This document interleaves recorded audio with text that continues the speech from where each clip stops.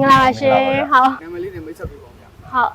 ကျွန်တော်ကတော့ဟိန်းဆန်ဖြစ်ပါတယ် ဟုတ်ညီမတော့ဟန်နာလာပါရှင်ဟုတ် တို့ဒီနေ့ပါသချင်းတွေရိုက်တာလေ ဒီနေ့ကတော့ကျွန်တော်တို့တကြံတချင်းလေးပေါ့နော်နှစ်သိမင်္ဂလာဆိုတဲ့တချင်းလေးရိုက်ဖြစ်ပါတယ်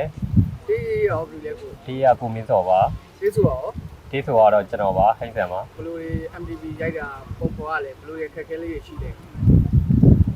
ဒီလိုပဲပေါ့ကျွန်တော်ကတော့တကြံတချင်းကိုအစရိုက်တာဆိုတော့လေနည်းနည်းလေးတော့ကြက်စိတ်လေးနည်းနည်းလေးဝင်တယ်ပေါ့နော်အဲ့လိုမျိုးကောင်းပါတယ်ဒါပေမဲ့လည်းတက်နိုင်ဆုံးအဆင်ပြေပါတယ်ဟန်ဒနာလေးနဲ့တွဲတယ်ဆိုတော့လေတွဲရလို့ MTV ရိုက်တဲ့ပုံမှာကိုတို့ဒီဘယ်လိုစီစဉ်ရလဲဘယ်လိုလုပ်ပေးခဲ့ရလဲ အဆက်စရပါတော့အားလုံးစီစဉ်ပေးရပါတယ်ဒါပေမဲ့အားလုံးဖက်ကဝိုင်းပြီးတော့ကူညီပေးပါ ဒီဆိုကလည်းကိုပဲမန်းနဲ့ပြင်တာလည်းကိုပဲဆိုတော့ဘယ်လိုလုပ်ခဲ့ရ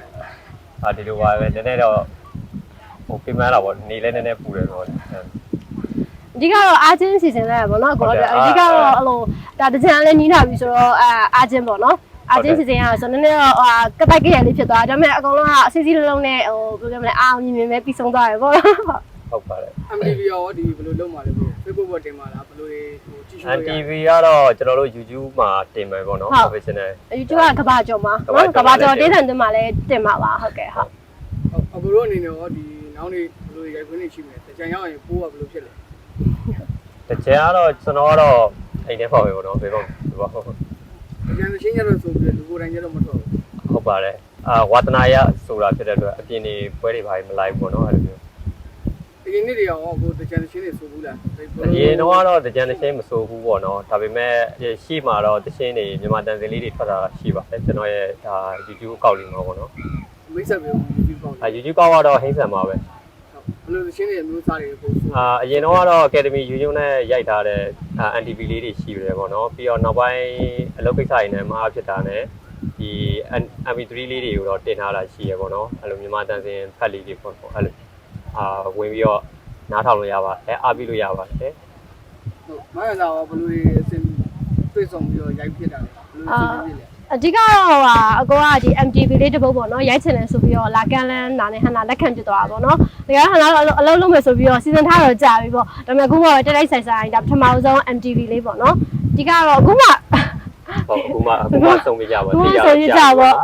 ခင်နေတော့ကြာပါပြီအခုမှပဲအလုပ်တူတူတွဲလုပ်ခုတာပေါ့ဒါဟန်နာရောအကိုရောဒါဟန်လာရဲ့သူ့အတွက်ပထမဆုံးတယောက်ဆောင်ပြီး MTV လေးပါဟုတ်ကဲ့ရှင် ဟိုမြန်မာအကလေးလည်းပါတယ်နော်တန်စာလေးလည်းပါတယ်ဆိုတော့ဘယ်လိုလေးတိုက်ရလဲအကဘယ်လိုလေးကြည့်ရလဲ အဓိကတော့ကိုယ်ကဒီတစ်ချင်းကကြောက်နော်နှစ်သက်မင်္ဂလာကြတော့ဒီမြန်မာတန်စင်ဆိုပေမဲ့ဒီဟာကျဘာရှင်လေးနည်းနည်းပြောင်းပြီးတော့ပေါ့နည်းနည်းဟိုDJ လေးနည်းနည်းလေးထည့်ထားတာဆိုတော့ညီမတို့မြန်မာအကရောဒီလိုခစ်ပေါ်ပေါ့နော်ခစ်ပေါ်ပုံစံရောညီမနှစ်မျိုးလုံးပေါ့ရိုက်ထားတာပေါ့နော် MTV လေးကတော့အဲ့တော့ဟိုတစင်နားထောင်တဲ့သူတွေလည်းဘာရှင်းအစ်စ်ကလေးနားထောင်မှာပေါ့နော်ညီမတို့လည်းအကုန်လုံးညီမတို့မောင်နှမတွေရောအကိုရောနောက်ပါဝင်ပြီးညီမလေးတွေရောနောက်အကိုတွေရောအများကြီးစူးစမ်းထားတာဆိုတော့လေအားပေးကြပါဦးလို့ ဟုတ်ကဲ့ပါထွက်လာအားပေးပါဦးလို့ကျွန်တော်တို့ရှင်းနေဟုတ်ကဲ့ရှင် ဒီသချင်းကကျတော့အရင်ကရှေ့ကဆိုခဲ့တဲ့လူတွေကလည်းနာမည်ကြီးတွေပါတယ်ဗျာ ဟုတ်ကဲ့ပါကျွန်တော်တို့တော့ကတော့ တက်ဆိုရတဲ့အတွက်ဘယ်လိုဖိအားရှိတယ်ဘယ်လိုစိတ်ခံစားမှုရှိလဲ အများကြီးတာဝန်ကြီးတယ်ပေါ့နော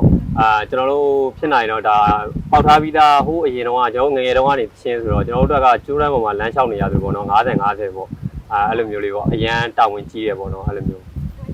ကိုယ်တိုင်ရေးသချင်းတွေရောရှိလားကို ကိုယ်တိုင်ရေးသချင်းကတော့ဟိုမရှိဘူးပေါ့နော်ဒါပေမဲ့တကယ်ချင်းကရေးပေးတာပါအဲ့လိုမျိုးရေးပေးပြီးတော့ကိုယ်တိုင်တီးတယ်ကိုယ်တိုင်အဲ့လိုမျိုးဖန်တီးတယ်ပေါ့နော်သချင်းလေးကို ဟိုအနေနဲ့ဒီအကြံရောက်တော့မယ်ဆိုတော့အကြံနှုတ်ဆက်စကားလေးပြောပြပါဦး ဟုတ်အားလုံးပဲနှစ်သက်မှာစိတ်ကျမ်းပါခြင်းကိုယ်ကြီးကျမ်းပါခြင်းနဲ့ပြည့်စုံနိုင်ကြပါစေလို့ကျွန်တော်ကနေပြီးဆက်တောင်းပေးလိုက်ပါတယ်ဗျ မှန်လားရော ဟုတ်အခုကြောက်မယ်မြန်မာနှစ်တစ်ကိုတကြမှာခုနှစ်သားသမီးအားလုံးစီးပွားချမ်းသာတွေတိုးတက်ကြပါစေနောက်ပြီးတော့အကုန်လုံးလည်းပျော်ရွှင်ကြပါစေလို့ဆုတောင်းပေးလိုက်ပါရှင်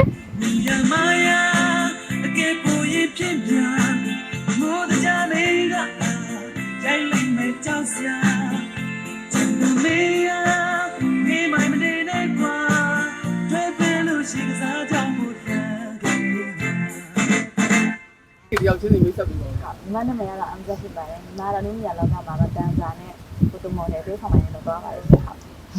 ်ညီမနာမည်ကတော့တင်ဝင်းဟန်လို့ခေါ်ပါတယ်ညီမအတာပိုင်းကိုပို့ပြောပါဖြစ်ပါတယ်ရှင် ဟုတ်ကျွန်တော်ကတော့ ဟိန်းဆန်ပါတည်တဲ့ချင်းဟိန်းဆန်ပါဗျကျွန်တော်အခုလိုမျိုးဒီညီမလေးနဲ့ဒီနှစ်သိမင်္ဂလာတန်ချင်းလေးကိုပါဝင်ပြီးတော့ကျွန်တော်ရဲ့တချင်းလေးမှာပါဝင်ပိုင်းပြီးတော့ကူညီပေးရတဲ့ညီမလေးတွေပါအားလုံးလည်းကျေးဇူးအများကြီးတင်ပါတယ်ညီမနာမည်ကနှင်းသက်ဘူးပါညီမလေးတို့ဒီမြန်မာအကတွေကိုဘယ်လိုတိုင်းပြီးတော့ကပြလဲဒါမြန်မာသချင်းလေးဖြစ်နေတော့တက်လေဟုတ်အတိအကျတော့ဆရာမတင်ငါတင်ပါတယ်လေးပါဟုတ်ကလေးတွေကတင်ရတာလည်းလွယ်ကူပါတယ်စိတ်အားလေးလည်းထက်သန်တယ်ကာပုံကနေလေးတွေကတင်လိုက်ရင်တစ်ချက်တည်းရတယ်ဆိုတော့တင်ရတာရိုက်ဖို့ဆိုတာတော့မရှိပါဘူးတို့လေးတွေကလည်းပိုးပါတော့ကြောင့်ဒီချက်မကလည်းတို့အောင်မြင်အောင်ပါဟုတ်အပိပါအောင်မြန်မာအကကြတော့နည်းနည်းလေးခြေလက်ကောင်းကနည်းနည်းခတ်တယ်လို့ပြောကြတယ်ဟုတ်တယ်ရှင်ဟုတ်တယ်ဒီညီမတွေကြတော့ပုံပုံမှုကြခုကဟုတ်တယ်ရှူတင်ကတပတ်ခါဆိုညီမတို့ကဒီနေ့ကိုလို့တင်ရတာပေါ့နော်အဲ့ဒီခါကျတော့ကလေးတွေကတင်လိုက်မခက်ခင်ဘူးသူတို့လေးတွေကလည်းပိုးပါတယ်ဝါသနာလည်းပါတော့ညီမဒါပြရင်ဒါရတော့ကြတော့စင်ပြေပါတယ်ဟုတ်ခေါင်းချိုးခြေချိုးတွေထပ်ဆိုရင်တော့ပြောရမယ်ဆိုရင်တို့တွေကကြံတိုးလေးတွေဆိုတော့လေအဆင်ပြေပါတယ်ရှင်းမြန်ပါတယ်သင်ရတာဟုတ်မလေးတို့ရောမြန်မာအကောက်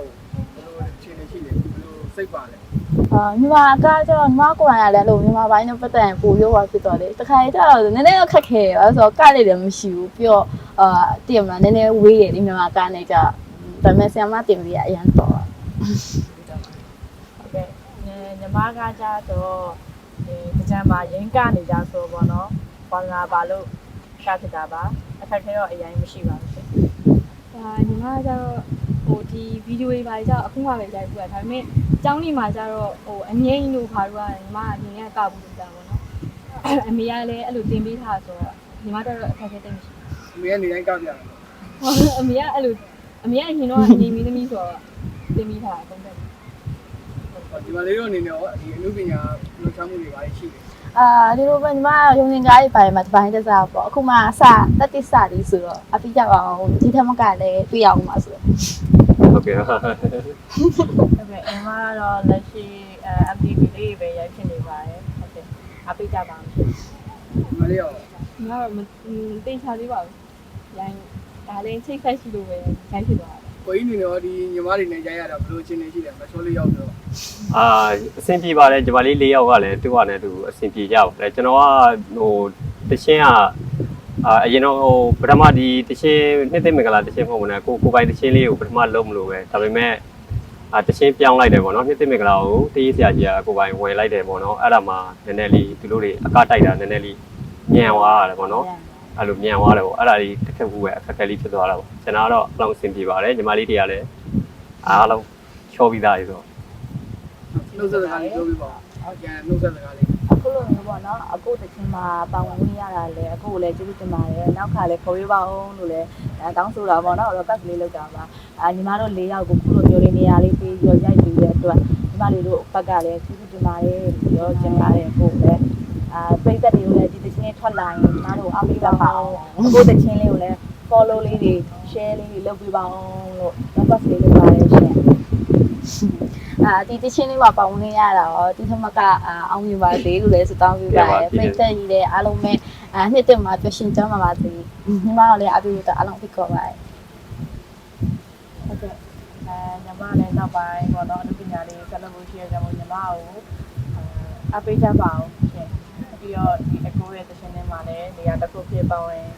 ခိုင်းတဲ့တမလို့ကျေးဇူးအများကြီးတင်ပါတယ်အကိုတခြင်းလည်းတစ်ချက်ပေါက်ပါစေပြီးတော့ကိုပိုင်တခြင်းလည်းအမြန်ထုတ်နိုင်ပါစေဟုတ်ကဲ့ပါမလေးဒီဗီဒီယိုမှာပေါ့နော်ဒါပထမဆုံးချိန်ဆိုတော့နည်းနည်းတော့အစပိုင်းတော့စိတ်လှုပ်ရှားတာပေါ့နော်ဒါပေမဲ့